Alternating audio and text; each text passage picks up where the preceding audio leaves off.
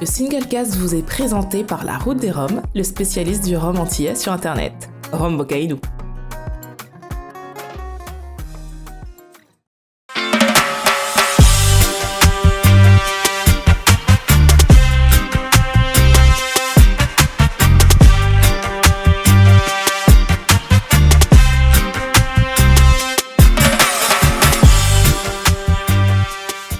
Alors, autre cuvée dont on a beaucoup cette dernière semaine-là, voilà, exactement. Il y avait un autre projet en cours en parallèle de celui de Christian Montaguer. Je ne sais pas, est-ce que tu peux nous en dire plus à ce sujet? Je ne suis pas au courant. Alors, Qu'est-ce que c'est? Ah non, c'est Jerry qui n'est pas au courant, pardon. Enfin, si, maintenant il est. Donc, pour la petite histoire, il faut quand même que nos auditeurs comprennent. Recontextualiser, voilà. Ouais, recontextualise que Monsieur Benoît Bègle, ici présent, en tant que bon espion, a œuvré dans le dos de Jerry. Alors, il a goûté tous les jus, toute la sélection qu'on a réalisée. Jerry a goûté tous les jus, effectivement, oui. Voilà, mais voilà, pour le reste, lui, on faisait du cuvée de la confrérie. Alors, on a eu la chance de faire, je pense. Après, j'ai cru que ça se faisait plus d'ailleurs. Oui, il n'y avait plus de son, plus d'image. Et oui. Parce qu'en plus des 10 ans, Jerry fêtait ses 40 ans, donc évidemment, il fallait qu'on garde le secret, quoi. Et donc là, on a fait pareil dans tout le travail de sélection qu'on a réalisé. Il y avait plusieurs brumes. Vous vous souvenez qu'il y avait la brume Aurore pour Christian. Et là, en fait, on est sur la brume cuivrée. Donc c'est une chauffe un tout petit peu plus forte que c'est celle qui est à peine au-dessus. Il y en a 3 autres, comme je vous ai expliqué tout à l'heure. Et vous avez sélectionné celle-là. Alors de leur côté, eux, ils ne savaient pas ce que c'était. On a travaillé, alors on a goûté d'autres jus également, au rang desquels les spirales, mais ça j'en reparlerai peut-être. C'est une autre spécificité de fûts sur lesquels on travaille. C'est-à-dire que là, le tonnelier va en fait, avec une griffe, va venir creuser l'intérieur du fût, d'accord, avant la chauffe. Ok. Pardon, plus d'échanges après, quoi. Après la chauffe, excusez-moi. Après. Et donc, quand on regarde le bois en coupe, vous allez avoir des pics, en fait, comme ça, qui sont des griffures. Et du coup, on va laisser affleurer la chauffe entière sur la partie haute du pic, mais on va creuser à l'intérieur et ce qui va affleurer, c'est du bois de moins en moins chauffé. Et donc, on va pouvoir avoir de la complexité qui est assez étonnante sur ce genre de pratique. Donc, vous avez dégusté celui-là, vous l'avez bien noté, mais vous avez préféré la confrérie. Et on a d'autres typologies de fûts. On travaille sur des waves aussi. Les waves, c'est le même principe, sauf que la coupe du fût est moins creusée.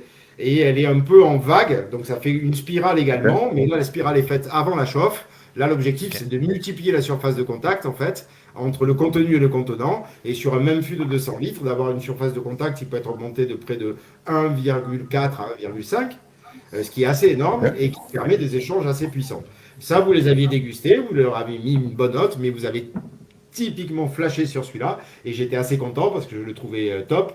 Et d'autant que, là, maintenant, on peut vous le dire, le premier brut de fût qu'on a sorti, on n'a pas fait exprès, honnêtement, on l'a remarqué avec Benoît le jour de l'anniversaire de Jerry. C'était en 2007 également. Et quelques 7-8 ans plus tard, on ressort un millésime 2007 avec cette brume cuivrée. Et donc, les notes qu'on a sur ce produit sont incroyables pour un chêne français, puisqu'on retrouve les notes un peu confiturées, de confiture de coin, écorce d'orange à l'alcool qu'on a sur le chêne français. En fait, l'attaque, on l'a sur les notes hyper pâtissières, pain d'épices, réglisse, des choses qu'on n'a pas du tout sur le chêne français. Ce que je voulais ajouter, Benoît me rappelait que en fait, c'était mon choix en fait parmi tout ce qu'on avait dégusté. Et comme je suis quelqu'un de très gourmand, c'est pour ça que j'ai choisi cette cuvée-là. Et donc, j'ai compris après coup, en regardant ce que c'était la brume cuivrée, que la brume cuivrée, grâce à son temps de chauffe plus long, permettait l'extraction de toute la sucrosité naturelle du rhum. Et c'est toute cette gourmandise-là qui m'a plu dans cette cuvée. Alors que c'est du chêne français, c'est ce qu'on se disait en le regoûtant le soir de mon anniversaire, on trouvait que ça avait des notes vraiment très très confiturées, très pâtissières justement, avec bien sûr le côté épice du chêne français, et que ça nous a vraiment surpris. Alors vous avez vu le champ que ça ouvre en fait, c'est-à-dire que habituellement sur du chêne français, c'est très élégant le chêne français. Moi j'aime beaucoup, ça a une belle tension, ça a un côté un peu tendu à l'attaque et moi j'aime bien cette image d'ouverture en queue de pan, c'est-à-dire que quand on le boit, on a vraiment ce petit côté un peu piquant, un peu tendu, un peu bois de santal, presque gingembre confit à l'attaque et après ça s'ouvre et c'est assez évanescent, c'est-à-dire qu'on a un spectre aromatique très large, une concentration aromatique assez légère et une expression qui va et qui vient, un peu oscillatoire. Et là, sur un chêne français, travaillé comme ça, on retrouve une espèce de puissance d'entrée à l'attaque qui est assez tapissante et qui est complètement déroutante par rapport à un chêne français. Et on retrouve cette élégance plus sur la finale et la longueur, en fait, mais avec des rappels un peu. Donc je dirais que l'attaque, pour moi, ça change réellement l'attaque de façon fondamentale. On retrouve un peu cette élégance et ce côté long sur la finale, mais l'attaque, le début de la rétro-olfaction et l'expression du milieu de bouche est totalement différente de ce qu'on a sur les chênes français habituels, quoi. Ouais. En tout cas, une très belle cuvée. Alors, comme je disais un peu plus tôt, en effet, lors de la dégustation, je tiens à préciser quand même que c'est vraiment Jerry tout seul qui l'a sélectionné parce qu'on n'a pas été d'accord sur l'échantillon. Et que du coup, comme je savais le truc qui se tramait derrière, forcément, je lui ai laissé l'échantillon en question. Je ne me suis pas battu, j'ai dit d'accord, ça sera celui-là. Parce qu'il y avait une autre chauffe également dans les différentes dégustations que moi j'avais préféré. Mais bon, après... Et pourquoi tu l'avais préféré? Des goûts à haut niveau. J'estimais, je pense que je trouvais ça encore plus gourmand. Il y avait peut-être un côté un peu plus gourmand, mais plus chocolaté peut-être, qui me plaisait peut-être plus. Okay. C'est exactement ça. Un peu plus cacao. Ouais, voilà, c'est ça. Donc c'est une chauffe un peu plus haute par rapport au palier. Exactement. Elle est un peu au-dessus de celle-là. Voilà. D'accord. Donc il y en a un qui aime le chocolat et l'autre qui aime la confiture. Vous êtes bien. Tant qu'il y a du dessert. Quand tu as les deux réunis, c'est voilà, la perfection. Ah bah oui. Est-ce que ces fûts aux chauffes brumées vont trouver leur place dans les grands assemblages HSE ou est-ce qu'ils seront réservés à des éditions spéciales, nous demande Nico. Alors, je pense les deux, mon camarade. C'est-à-dire que les chauffes dont je vous ai parlé tout à l'heure, qui peuvent avoir un intérêt pour amener un côté capiteux assez rapidement, sont intéressantes. Même si, vous le savez, depuis 15 ans, nous, on a le parti pris d'acheter tous nos fûts, à part hors finition, tous les fûts qu'on achète sont neufs. Donc on a ce qui n'existe pas à date. Hein. Moi, je ne connais pas de maison. Alors peut-être qu'elles vont s'y mettre également parce que ça a un surcoût. Mais historiquement, on avait fait ça parce que, comme tout le monde, on recevait une partie des fûts de chêne américain ayant passé du Bourbon. C'est ce qui est fait dans toute la Caraïbe, jusqu'en Amérique centrale, Amérique du Sud, en fait, en gros partout dans le monde, parce que pour mémoire, les Bourbons ont une obligation de faire uniquement un entonnage et avaient l'habitude d'inonder le monde des spiritueux de ces fûts de première passe qui ont structuré nombre de whisky, de rhum à travers le monde et qui sont très efficaces. Hein. Il n'y a pas je dirais, de hiérarchisation. Pour moi, c'est juste des typologies de profils qui sont différents. Mais sur les premiers achats de l'eau, en fait, on a du mal à savoir d'où venait le fût. Et même en chêne américain, vous avez quand même des partis pris de chauffe qui font qu'une maison comme Maker's Mark, par exemple, va avoir un parti pris. Une maison comme Jack Daniel, sur certaines de leurs cuvées, vont avoir aussi des partis pris de chauffe. Bon, on est sur une variabilité de 15-20 points, j'imagine, à peu près. Ça reste quand même cohérent. Mais en fonction des lots qu'on avait, on avait beaucoup de travail d'assemblage, en fait, pour garder la stabilité des VO et VSOP, notamment. On a pris le parti pris de commander tous nos fûts neufs. Ça ne veut pas dire qu'on fait 100% de vieillissement dans des fûts neufs.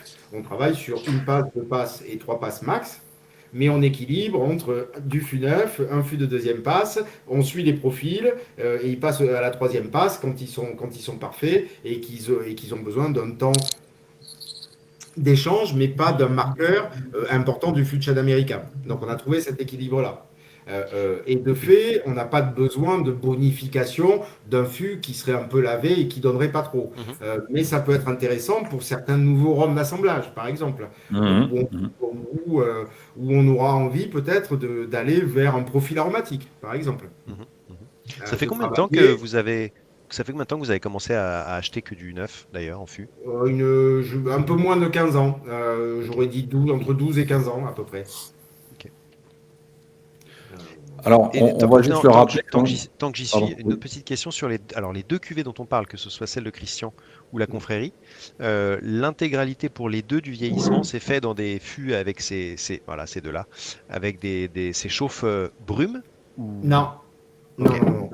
Alors, on a dans notre méthode, je le dis assez fréquemment, mais on a une méthodologie qui est assez particulière, qui est celle de créer ce qu'on appelle le squelette aromatique, c'est-à-dire l'assise du rhum, jusqu'au VSOP. Et là, c'est fût de chêne américain. D'accord. Et d'ailleurs, je le propose souvent, mais c'est super intéressant, justement au regard de ce dont on est en train de parler, c'est-à-dire comment le chêne, sa nature, sa provenance et sa chauffe vont typer un rhum. Donc pour nous, tel qu'on travaille nous, c'est-à-dire avec ces fûts de chêne neuf, le VSOP, c'est l'apogée de l'utilisation des fûts de chêne américain sur un compte 4-6 ans. D'accord. Ça veut dire que si on avait une courbe de bonification du rhum, de 0 sur du chêne américain, de 0 à 4-6 ans, vous avez la courbe de bonification qui augmente. 4-6 ans, vous avez le début du plateau. Et si on le laissait plus de 6 ans, sur la base, encore une fois, de notre parti pris de production, c'est-à-dire d'avoir des fûts de chêne qui sont neufs, après 6 ans, en le laissant sur cette typologie de fût, on commencerait à avoir ce qu'on appelle du concentré de planche, c'est-à-dire que le fût de chêne américain étant tellement labile, toute la complexité qu'on a réussi à extraire sur le début du vieillissement serait écrasée par ces notes de boisé qui viendraient tout écraser et finalement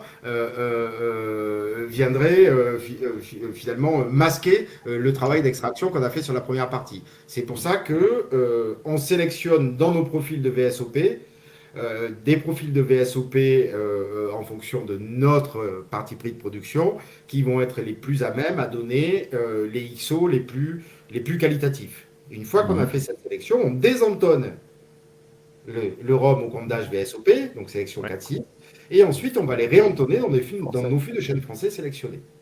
Et du coup, si vous voulez vous rendre compte de cet impact, je vous propose de faire une dégustation comparative du VSOP classique d'HSE et du XO.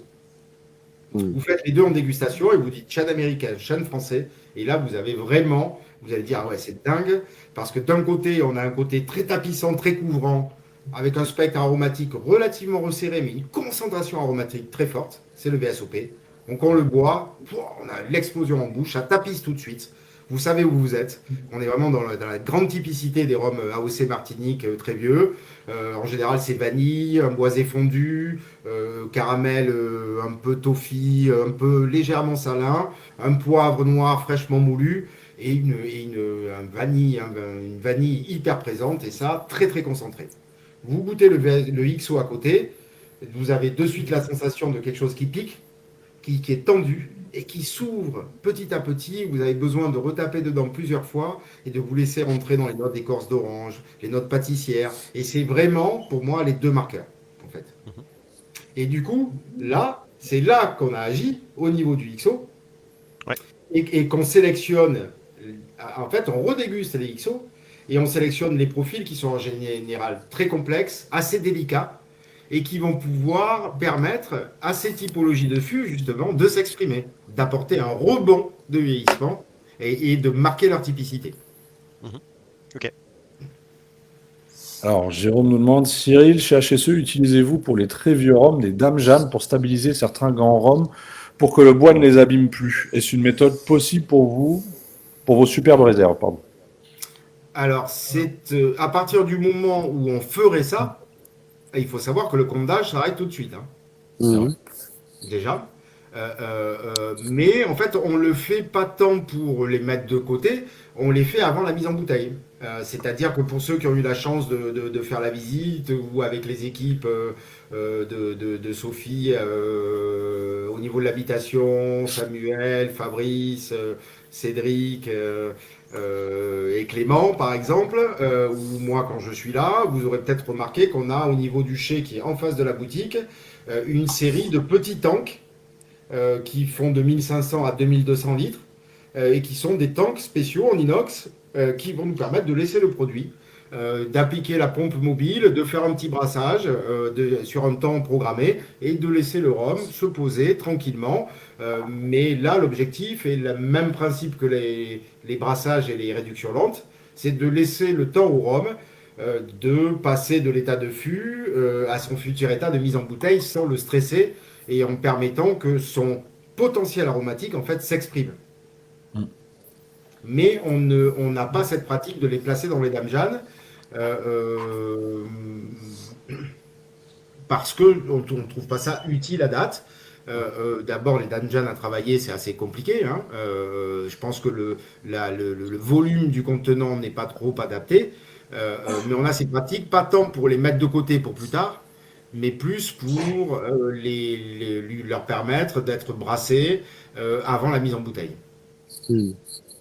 Ok.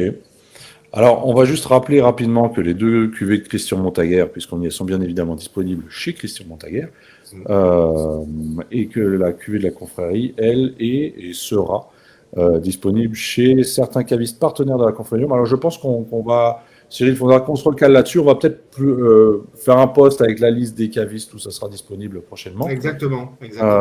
C'est prévu dans les prochains jours. Mais il y en a également en Martinique. Il y en aura. Il y en aura. Il y en aura, voilà, à l'habitation. Voilà, on le précise, parce que c'est une question qui est revenue assez souvent ces derniers temps, que ce soit en message privé ou autre. Donc voilà, donc ça c'est fait. Et ensuite, voilà, Thomas m'enlève les mots de la bouche. Avant de clôturer cette émission, peut-être un petit mot sur les autres sorties récentes HSE, notamment le BRI, le à la française. Alors, le à la française. On avait déjà, vous vous souvenez, sorti il y a 3 ans, je crois, un Magnum à la française, et qu'on avait sorti qu'à l'habitation. Notre objectif n'était pas de priver nos amis hexagonaux de quelconque jus, mais de pouvoir offrir aussi à nos clients locaux des choses un peu comme ça. Et honnêtement, je me suis rendu compte que ça créait beaucoup de frustration, ce qui n'était pas notre envie au départ. C'était d'exprimer un potentiel et un savoir-faire. Et je me suis mis aussi à la place de certains amateurs. Je me suis dit, oui, c'est vrai que c'est pas génial d'avoir envie d'un jus et de vraiment galérer pour le trouver. Donc on s'est dit qu'on le referait. Alors à la française, c'est quoi la genèse? En fait, c'est de donner, en fait, finalement, quelle est notre expression à nous de l'utilisation des fûts à la française. Alors on l'a sur le XO. Mais quand vous goûtez notre XO classique à la française, vous voyez que c'est différent. En fait, sur la française, on va travailler plusieurs tailles de fûts, notamment du 400 litres, des fûts de small cask également, mais avec différentes chauffes de small cask, sachant que small cask, c'est Chêne du Limousin. Et là, dans l'assemblage, on a du small cask classique, on a des small cask avec des doubles chauffes. C'est-à-dire qu'on a les bondes qui sont chauffées de façon différente des douelles et qui amènent un peu de complexité. Et on a travaillé sur un assemblage pour exprimer vraiment au mieux quelle était notre vision en fait de cette expression à la française. Et pour mémoire, ça rappelle également la première cuvée qu'on avait fait avec Ducasse, avec les établissements Ducasse, pour ceux qui s'en souviennent, qu'on avait travaillé un peu en ce sens-là et qui avait créé aussi beaucoup de frustration puisqu'elles étaient restées uniquement dans le réseau des grands restaurants de monsieur Alain Ducasse. Et on a voulu redonner un peu cette expression sur la française. Hein. Donc voilà, c'est toute petite limitée. Et la BRI, c'est la cuvée Spirale dont je vous parlais tout à l'heure. Le fameux Spiral Cut de chez notre fournisseur, qui est encore une différenciation. Là, on est sur du chêne américain, d'accord, et on a assemblé 2 fûts de 200 litres de chêne américain avec le traitement Spiral Cut. Alors ça a été fait en partenariat évidemment avec la BRI de Paris et notamment leurs responsables, mais aussi pas mal on va dire de personnes à l'intérieur de la BRI qui sont très fans de Rome et avec lesquels j'ai eu beaucoup de plaisir à travailler parce qu'on a expliqué un peu ce qu'on faisait. Ils ont choisi la sélection et c'était un moment absolument fabuleux. J'ai pu visiter un tout petit peu le 36 quai des Orfèvres également et je les en remercie. Je pense à Jérôme, je pense à Simon et donc c'était vraiment quelque chose de fabuleux de pouvoir bosser avec eux. Et eux, leur objectif, c'était de pouvoir donner effectivement aux collaborateurs de la BRI et aux familles, c'était un peu en guise de cadeau de fin d'année et de pouvoir avoir ce rhum qui a été tissé spécialement pour eux. Donc tu vois, Benoît, si tu avais écouté si tu avais écouté ton avis et que tu avais convaincu Jerry, on aurait eu peut-être le Spiral Cut sur la confrérie du rhum. Voilà. On n'est pas perdant. Je pense qu'on n'est pas perdant. Très bien. On arrive vers la fin de cette émission. Alors, j'attends que Laurent m'interrompe, puisque c'est ce qu'il vient d'indiquer. De tradition. Laurent, hein. Je vois ce que tu fais. Ah ben, le principe, c'est que je t'interromps. Si tu me donnes la parole pour que je t'interromps plus, continue à parler. Très bien. Et dans ce cas-là, on vous remercie en tout cas d'avoir suivi cette émission. Alors non, je voudrais dire un truc, Benoît. Ouais. Non, parce que Cyril, quand même, tu dis que ça fait 27 ans que tu as commencé à travailler dans le rhum. Tu as donc débuté ta carrière à l'âge de 8 ans. Et je te demandais si c'était... Est-ce que c'est bien prudent de dire ça en direct? Enfin, tout le monde nous regarde, donc voilà. Un peu compliqué quand même. En même temps, vu mon nom de famille et on va dire mon historique, puisque mon grand-père du côté de ma maman était viticulteur dans l'Entre-deux-Mers, dans la région de Bordeaux, pas très loin de Saint-Émilion. Ma mère m'avait dit il faut que tu travailles à l'école, sinon tu t'en sortiras pas. Je ne l'ai pas écouté, ni pour ça, ni pour la soupe que je devais manger. Donc la résultante est là. Je fais 1m20 et je travaille dans le rhum. Et ça me va très bien. Très bien. Voilà. Bah, écoute, Cyril, en tout cas, ça nous a fait plaisir de t'avoir dans cette émission. Et vous merci beaucoup. Merci. C'est sympa de vous voir. Tu es où, Olivier? Ça n'a rien à voir avec on peut y aller là. Oh là là, je suis à Atis-Mons parce que demain je pars pour la Martinique. Voilà. C'est bien ce qui me semblait. Je suis au Kyria d'Atis-Mons. Bon, ok, mais tu fais bien de patienter un tout petit peu. Tout ira très bien dans quelques heures. Voilà. Ah oui, j'ai hâte. Ouais.